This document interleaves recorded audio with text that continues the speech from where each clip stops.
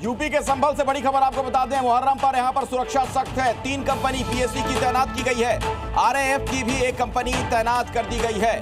संभल में सांप्रदायिक तनाव ना हो, सद्भाव का माहौल बना रहे, इसके मद्देनजर पुलिस और प्रशासन की सख्ती देखने को मिल रही है। संभल में निगरानी के लिए 400 सीसीटीवी कैमरे लगाए गए हैं। चप्पे चप्पे पर पुलिस की नजर है। जुलूस के साथ ड्रोन कैमरे होंगे, वीडियोग्राफी भी होगी ताकि हुड़दंगियों पर काबू कर सकें। ताजिया कमेटी के वॉलंटियर तैनात रहेंगे। तो बिल्कुल चाक चौबंद तैयारी नजर आ रही है प्रशासन की। संभल में मुहर्रम को लेकर सुरक्षा के पुख्ता इंतजाम किए गए हैं। बाकायदा 3 कंपनी पीएसी की और आरएएफ की कंपनी भी तैनात की जा रही है। और आप देख रहे हैं सड़कों पर भी पुलिस बड़ी संख्या में नजर आ रही है। मुहर्रम को लेकर पुख्ता इंतजाम उत्तर प्रदेश में दिख रहे हैं। शहर शहर पुलिस का फ्लैग मार्च भी हुआ है। चप्पे चप्पे पर पुलिस की नजर है। ताजिया पर नियम तोड़ने पर कार्रवाई होगी। माहौल बिगाड़ने वालों पर भी नजर है। जो इसके लिए दिशा निर्देश जारी किए गए हैं, जो गाइडलाइंस हैं, उसका पालन करना होगा।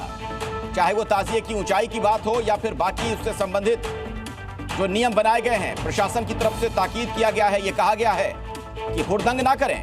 ये देखिए, वाराणसी से लेकर महाराजगंज, गाजीपुर, सहारनपुर, गाजियाबाद, बिजनौर, उन्नाव, बेतिया, हर जगह पर आप देख रहे हैं पुलिस की बिल्कुल नजर है। चप्पे चप्पे पर सुरक्षा इंतजामात हैं। जो लोग इस दौरान बदमाशी करते हैं, हुड़दंग करते हैं, दूसरों को परेशान करते हैं, उन पर खास तौर पर निगाहें हैं पुलिस की। और उन्हें अलर्ट रहने के लिए भी कहा गया है कि उनके खिलाफ सख्त कार्रवाई की जाएगी। यूपी में ताजिए पर आदेश को लेकर सवाल भी उठा है। कई मौलानाओं ने जताया है आदेश पर एतराज। सभी के लिए एक जैसे नियम हो, यह कहना मौलाना का। कावड़ यात्रा के लिए ऐसे नियम क्यों नहीं?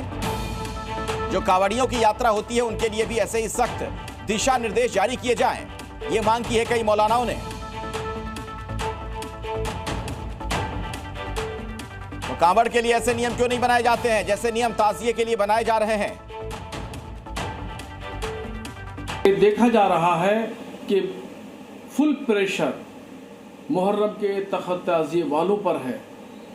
कांवड़ यात्रा करने वाले, उनके ऊपर कोई प्रेशर नहीं है, उनके ऊपर कोई दबाव नहीं है। यकीनी तौर पर प्रशासन जो भी गाइडलाइन जारी करता है उसमें इस बात का ख्याल जरूर होना चाहिए कि उसके मानक और उसके उसूल तमाम मज़ाहिब के मानने वालों के लिए एक हो। ये ना हो कि मुहर्रम के जुलूस निकालने वालों के लिए अलग पैरामीटर हो और कांवड़ यात्रा या दूसरे धार्मिक जुलूस निकालने के लिए अलग पैरामीटर बनाया जाए। वहीं मौलाना साजिद रशीदी ने आरोप लगाया है कि कावड़िए गांजा और स्मैक भी बेचते हुए दिखते हैं।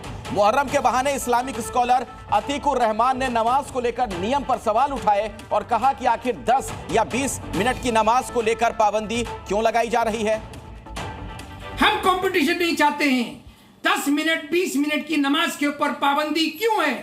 हम नहीं चाहते कि कावड़ियों के ऊपर कोई पाबंदी लगे।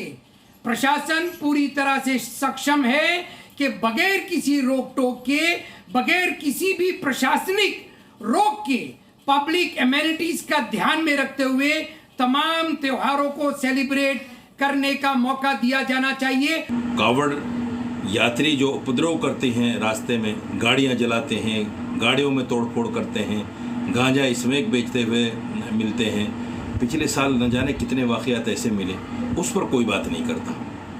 इसलिए मेरा मानना ये है कि जब तक देश संविधान से चलेगा, देश में अमन चैन मोहब्बत रहेगी, लेकिन जब देश में संविधान की बात नहीं मानी जाएगी तो फिर समझ लो कि देश का अमन खराब हो जाएगा। Zee News.